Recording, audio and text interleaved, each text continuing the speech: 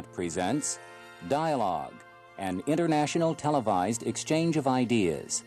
Now, from our studios in Washington, D.C., here is your moderator, broadcast journalist Jack Reynolds.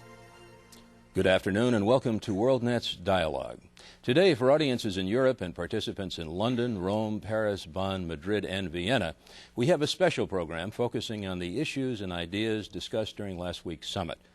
An historic agreement was reached last week when we witnessed the signing of the INF Treaty by President Reagan and General Secretary Gorbachev.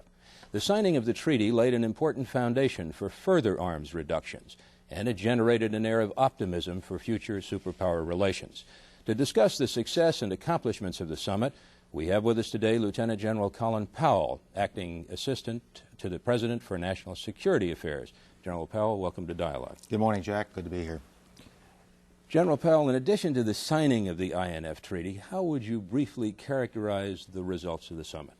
Well, Jack, overall I'd say the summit was a very, very great success. First, we have to consider that the INF Treaty was a historic agreement, and I think it's been welcomed throughout Europe and all over the world. There's been an enormous outpouring of support for the treaty. But beyond that, in the area of arms control, we also had some movement with respect to strategic arms treaty.